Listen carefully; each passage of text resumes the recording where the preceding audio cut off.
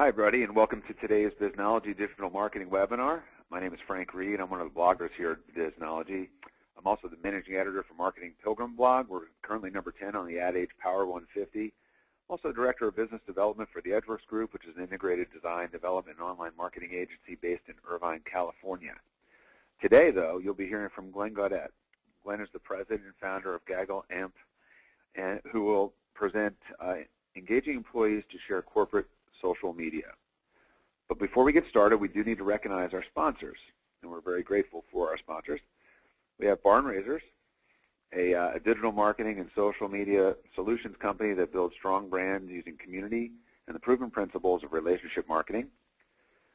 We have Brick Marketing, a full-service SEO solutions company that increases website visitors.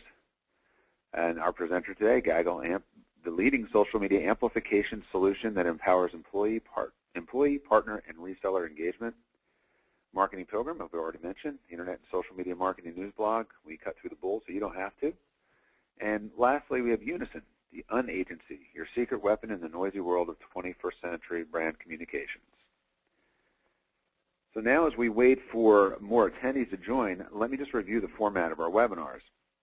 Our Biznology webinars last just about 30 minutes, so you can easily fit them into your busy schedule. We record each webinar, and we'll email you that link later this week. During our speaker's presentation, you can go to your GoToWebinar controls to ask a question. We encourage you to do this, please. That orange arrow opens and closes your webinar controls. If you have a question, simply type it into the box labeled questions at any time during the event and press the send button. I'll see that, and I'll select a few questions at the end of the webinar and pose them to Glenn. So while we're waiting for the last few attendees to get to us here, I'd like to remind you that the Biznology newsletter and blog are available for free at biznology.com. So if you're not already a subscriber, we hope that you'll sign up now. Okay, so thanks again to all of you for spending the next 30 minutes with us. We know how valuable your time is, so let's introduce today's speaker. Glenn Gaudette is the president and founder of Gaggle AMP. And Glenn brings over 20 years of comprehensive experience in both strategic and product marketing for technology and media companies, ranging from startups to companies doing $1 billion in sales. He's also the author of Connection, Community, and Conversation, Making Social Media Work for Business. So if you've ever struggled with how to get your employees to engage in social media, this is the webinar for you. So Glenn, take it away. Thank you, Frank. Appreciate it. And Eileen, can we get the poll out there? Wonderful. So for those of you who can see the poll, hopefully you can right now, if you just take a moment to put in how you might be engaging your employees, if you are, with regard to sharing on social media, and then we're going to come back to that and look at some of the results. So like it or not, people are talking about your company. It's a reality. It's something that is happening already, whether you're doing anything about it or not, whether you're helping it or whether you're just reacting to it.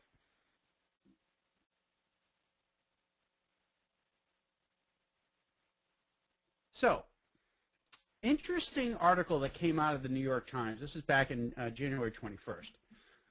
As Facebook and Twitter becomes as central to workplace conversation as the company cafeteria, federal regulators are ordering employees to scale back policies that limit what workers can say online. What does that mean? It means the law is actually going against companies from trying to, shall we say, monitor and make some changes to what employees are saying. So if an employee wants to say something about your company, they're going to say it without impunity. And for those people who are still wondering if social media is here to stay, here's some really interesting numbers. If we go back to the Olympics that took place in Beijing in 2008, and we look at some of the numbers there, and we look at them from 2012, we're seeing amazing growth in a lot of different areas. Everything from Twitter accounts to Facebook accounts. Look at tweets per day, up 12,000%. Tablets didn't even exist back in 2008, and now in 2012, there's almost 50 million tablets out there. And these are things that should really give you a sense of the power of social media in terms of whether or not it's here to stay, and it is. We've got some information on the poll here, so can we share the poll results, Eileen, just so people can see it? So it looks like that there's split. You know, if people are engaging their employees, they're doing it mostly through email.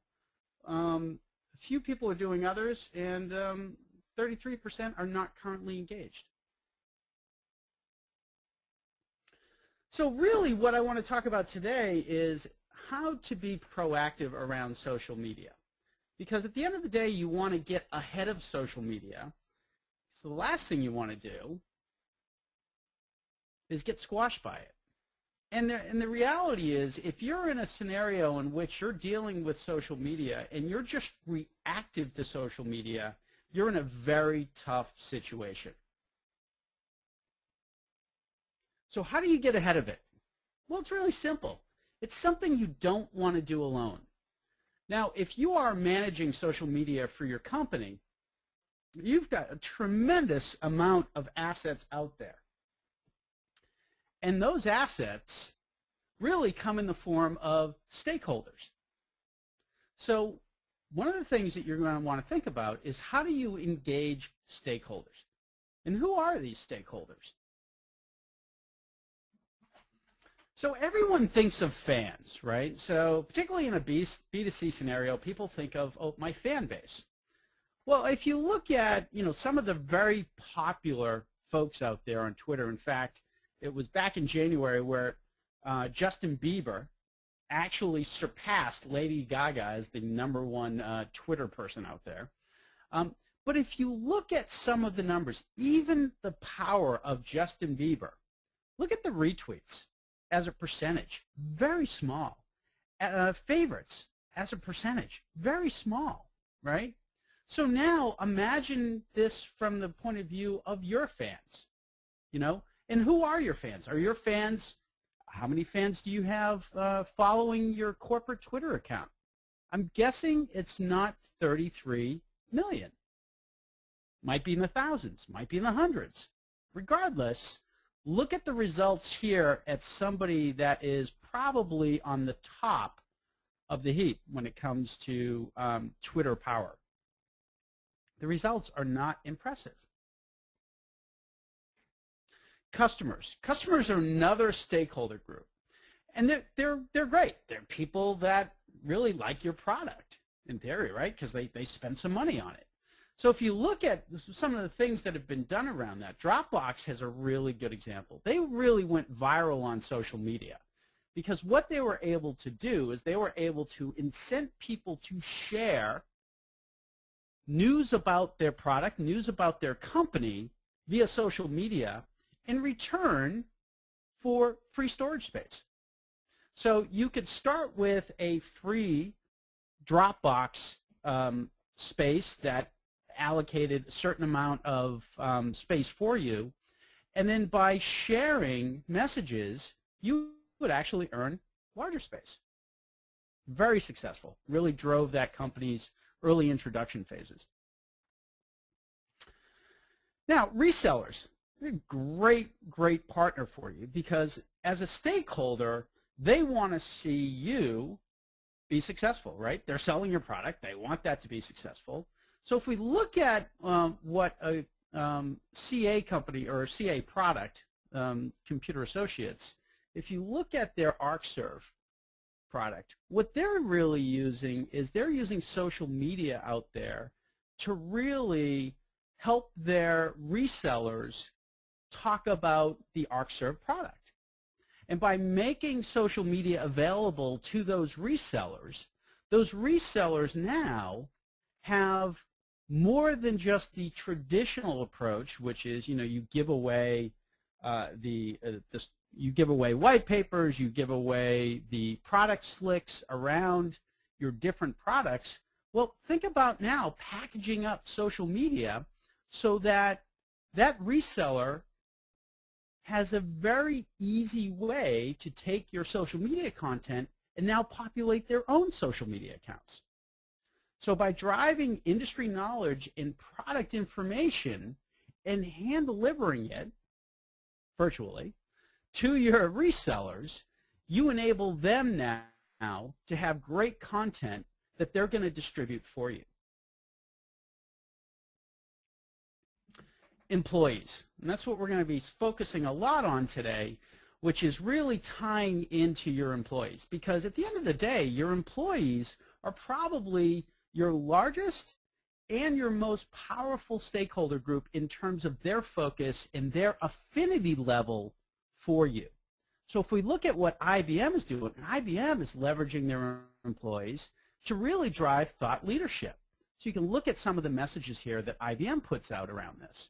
And really what it's about is tapping into those people who already have a high affinity and frankly a stake in the success of the company to share great social media content on their LinkedIn, on their Twitter, on their Facebook.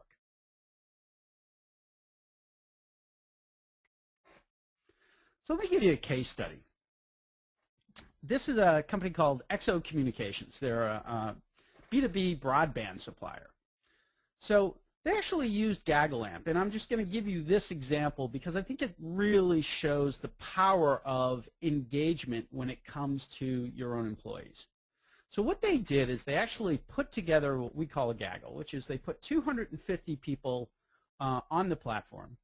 And it's not, this isn't a story about the platform. This is a story about the content and getting the content out there. So they put 250 people together, and what they did is they used Gaggle AMP to distribute this content to those 250 people. And those 250 people put the content, in many cases automatically, directly onto their LinkedIn status. Now, I want you to think about this for a second. When was the last time you updated your LinkedIn status? And you're a social media professional, so you probably do it more than most. But now, think about the rest of the people in your company. Chances are they probably have a LinkedIn profile, but they're probably not updating that status all that often. Well, within a week of just providing content and having the salespeople put this content out there, they got additional leads in via the LinkedIn status updates, which led to an additional $10,000 a month in business, and that's recurring revenue for them. So they saw the power in this right away, which is, again, taking content that the company is already spending time, already spending money on, and instead of just letting it hang out there on just the XO Communications social accounts, now they're tapping into, in this case, 250 salespeople to also share that. And so you really amplify the reach of that content. Because even if you have, let's say, 1,000 followers, those 1,000 followers are not going to see every message you put out there, regardless of the platform you're putting it out on. So by having, in this case, 250 people sharing that content, you actually increase the reach, and as a result, you increase the likelihood of more people seeing that great content. So it's not a scenario in which you're developing content and then it withers on the vine. So the approach that XO follows, which is, I think, really worth mentioning here, is they follow a post strategy of 9 industry posts to 1 XO-related post. So think about that. So they put out 9 industry posts and 1 XO-related post, and they still drove additional leads in. Now, why do they do that? Well, they do that because what it does, it builds influence and credibility for those people sharing that content. Because it's not just all about trying to pitch a company's product, but it's trying to put value-add content out there that people are going to be interested in. And as a result, sharing has actually increased their own blog traffic by 10%, and the visitors coming through the shared content that came through Gaggle AMP actually have a 30% higher visit time on that blog.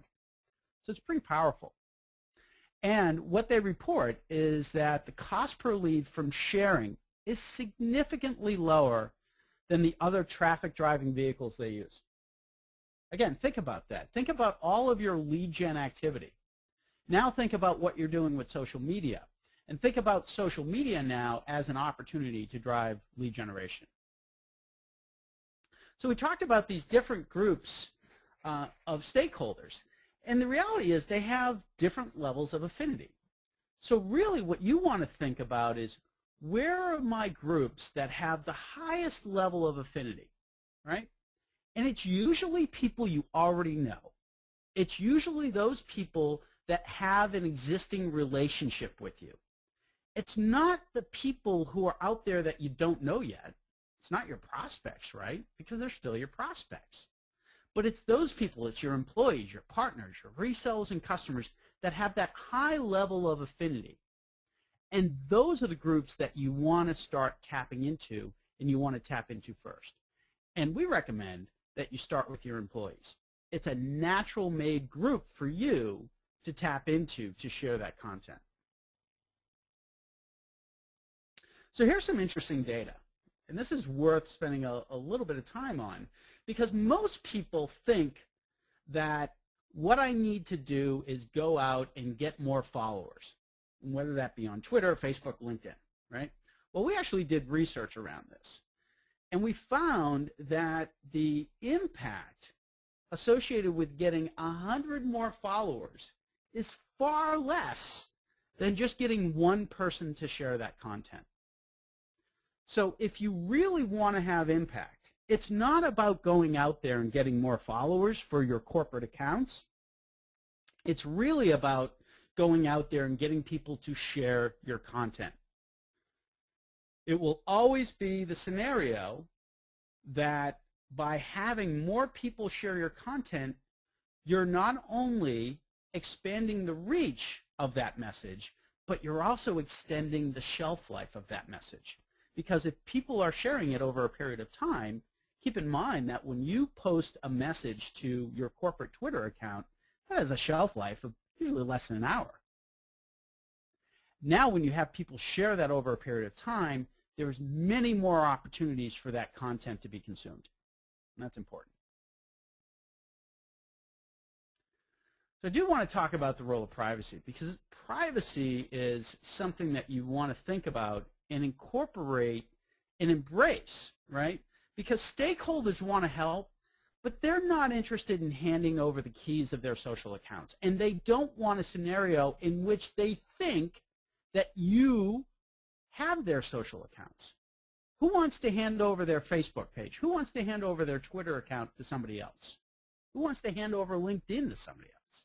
The reality is, think about it from the point of view of what you're doing is you're going to make it easy for them to share, but you're not taking over their social accounts. And don't ask them to do that. So as a result of that, there's a privacy component, and you really want to track the aggregate results rather than in individuals. Again, if Johnny works for your company, Johnny doesn't want to know that all of a sudden you come to him and say, hey, Johnny, how come you didn't share this message? That's not what this is all about.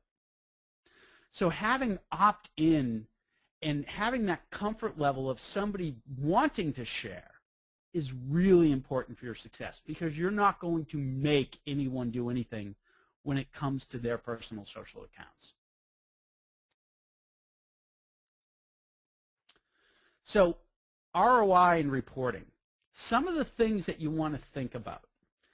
So when you're reporting on your activity from a social media, think about these kind of scenarios. First of all, you're out there and you're increasing reach. So you're getting great content out there, and there's a message reach component to that.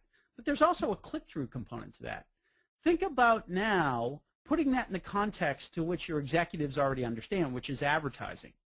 So message reach, you could look at message reach from the point of view of, if I was going to generate this amount of message reach via advertising, that would be a CPM, or a cost per thousand approach.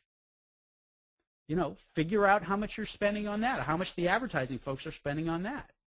Same thing with click-throughs.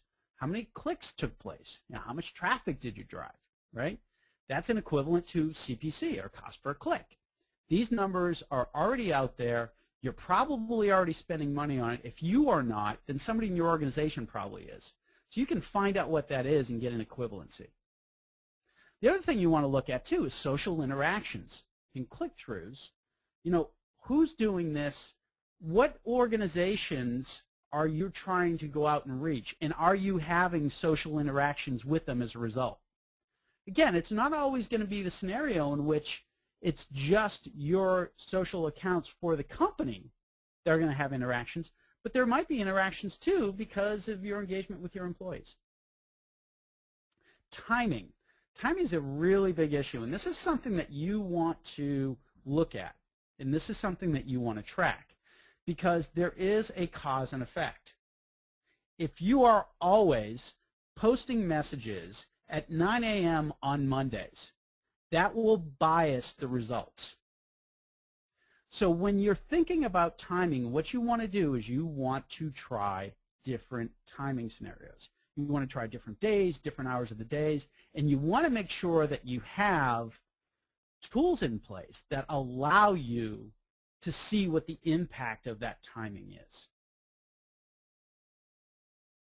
So really what we're trying to do here is we're really taking this situation in which traditionally people think about as asking for a favor. Could you share my content? And what I want you to think about is transforming that into creating content as a service.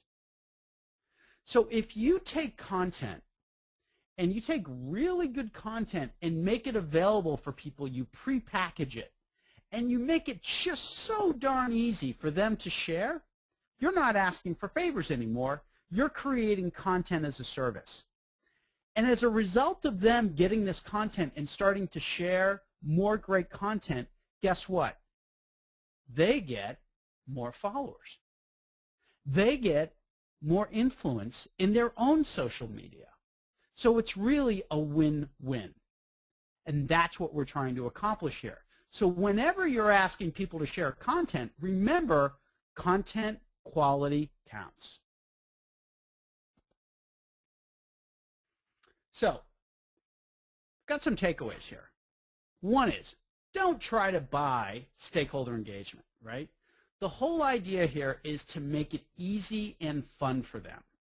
Whether you use a Gaggle amp or whether you go out and try to approach it yourself, think about the fun factor. Think about the easy factor. If you're sending an email out to people and asking them to cut and paste into certain things, that's not making it easy for them. Okay? I talked about this earlier, message quality. You know, if you're a bank and you're putting out a message for the third day in a row that your interest rates have changed, guess what? People are not going to want to share that message. So think about providing quality messages that make people look good by the fact that they're sharing them, right? And you're providing great content because that's kind of what your job is, right? In the marketing department, we create content. We create great content. So let's take that content, package it up, and make it really easy for people to share. But the quality of that content will always be something that's going to have impact for you. And the third thing is, remember that another person sharing your message is far more powerful than just adding another 100 followers. So don't think about trying to just get large amounts of people to be following your Twitter account. Think about it from the perspective that you're trying to get large amounts of people to share your content. So here's my contact information. We'll certainly, I want to hand it over to Frank in a second here, but I do want to tell you something. We do have a free, it's at the bottom of the page here, a free 2-week trial of Gaggle amp. It's gaggleamp.com/webinar04. If you go there, you'll get a free trial to Gaggle amp, completely unlimited. It's for 2 weeks. It will allow you to go out and engage your stakeholders, whether that be your employees, partners, customers, and try it out. Get some data. See whether or not people are interested in sharing your content. But remember, it's all about the quality of the content and turning this from an ask into creating content as a service. At this point, I will turn it over to Frank. All right, thanks, Glenn. I'm sure our attendees have a much stronger idea now how to get their employees engaged in social media, but as it always happens with our webinars, we didn't answer every question. I've got a few good questions teed up for you. I'd like to remind the audience that it's not too late to ask your own questions, so type it into the question box when you go to your GoToWebinar controls. Before we get to that first question, though, we need to thank our sponsors again. We have Barn Raisers, a digital marketing and social media solutions company that builds brands using community and the proven principles of relationship marketing. Brick Marketing, full-service SEO solutions company that increases website visitors. Our presentation partner today, Gaggle, the leading social media amplification solution that empowers employees, partner, and reseller engagement. Marketing Pilgrim, the internet and social media marketing news blog. And Unison, the unagency, your secret weapon in the noisy world of 21st century brand communications. Okay, now on to your questions. This one's a little lengthy, Glenn, but let me just read through it. My coworkers say they don't want to spam their friends and contacts by sharing info and news from our company/organization's website, or share from Facebook updates, etc. I see that as a problem. Personally, it sounds like they're not proud of what they do or who they work with. I work with a national standardization body, so it's kind of a specialized area. But that shouldn't be a problem, I think, though. So how do we get them to share? It's a great question. And the first thing that I would say is don't set your expectations that you will get 100% of your employees to share. There's going to be some people, no matter what you do or say, they're not going to want to share the content. Don't demonize them for it, right? So allow them to have that position. But what's going to happen is those people around them who do start sharing content will start talking about how easy it is, how many more followers they're getting. That kind of peer influence will help convert some of the people who were previously unconvertible. That being said, you want to be careful in terms of your positioning of asking people to share content. Again, whether you use a system like Gaggle or whether you're going out with emails or whatever you're using to notify people, you want to turn around and don't put them in a place where they feel like there's some guilt associated with sharing. You want to make the sharing of the content a real value add to them. So part of the thing that you want to do is help educate them and say that, have them really understand what spam is. By putting some content out on their LinkedIn, by putting some content out on their Facebook or putting content out on their Twitter, you're putting out information, good information about the company. If they're proud about the organization that they work for and they want to share that with friends, that's a good thing. And frankly, their friends probably want to learn more about what their company does, because chances are they don't know what they do with their company, and they don't know what that company does in the marketplace. And the reality is they're not going to share every single message, right? So you want to make sure that they have the option to say, you know what, this is information I don't want to share on Facebook, but you know what, I'm happy to share that on LinkedIn. So you want to give them options. So I hope that answers the question. Okay, great. We've got another one here, Glenn, for you. This question from one of our viewers here. Sounded as though you were saying that IBM was a good example of a company that was doing it right and that they were providing wording and language, etc.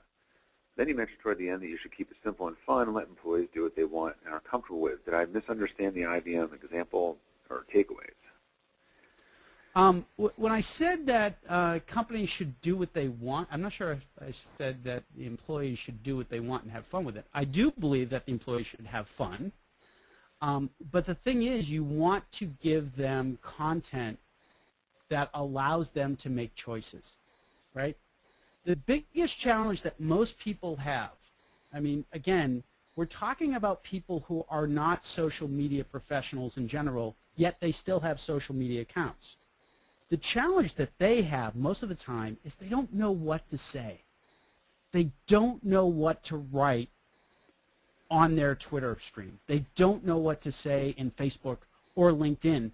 And yeah, they might post personal pictures. That's great. That's part of what social media is all about. But if you can give them prepackaged content that they can pick and choose from now, then that's what makes it powerful for them. So they can pick and choose the content that resonates with them and resonates with what their perceived thought process is around their followers. So maybe they want a particular view that their followers should have about them and their company. You're providing them great content around that. Yeah, to that point, it's kind of interesting. I saw a TED Talk recently where what guy was saying is there's just way too many options out there. So by giving your employees a few options, you're saying, Glenn, that they have a much more likelihood of saying something because they have something that they can say rather than trying to create it on the fly. Okay. That's correct. That's correct. And the biggest challenge there, Frank, is that they won't create things on the fly, right? Because they don't even know where to begin. Remember, you know, when you're tapping into employees, they work in all sorts of different departments. They're not all marketing folks that are trained in creating great content. Even those of us who are trained in creating great content, we sometimes scratch our head in terms of what do we want to tweet about today. So if we're having this kind of internal dialogue, imagine the non-professional, non-marketing person now trying to figure out what they should be saying about your company. So make it easy for them. Prepackage it. And up to us to actually just ride that fine line without telling them what to do and still giving them the choice that they're making. Exactly right. And that's the key. I think the choice is really important here. You're not going to force anybody to do anything. And you don't want to, because you want it to be authentic. You want them to agree that that's great content that they should share. And that goes to our first question about being concerned about that people aren't sharing about the company and maybe they're not proud of the company. So if you give them something to be proud of, there's a bit more likelihood they're going to put it out there for you. Exactly right. Well, fantastic. We're running a little bit over today because we had a couple of really good questions. So we want to be respectful of folks' time. And we generally here at our Biznology webinars like to wrap up by this time. So I want to first thank Glenn, for everything that he put out there today. Great information and a lot of things for us to think about. And thank you, audience, for your participation and your questions. They were excellent. If you had any questions that you didn't have time to answer or we didn't get to, you can email your questions to Eileen. It's EILEEN at MikeMoranGroup.com, and she'll be sure to get them to Glenn for the answer. Later this week, we'll send you a link to the recording of this webinar to listen to again and to share with others.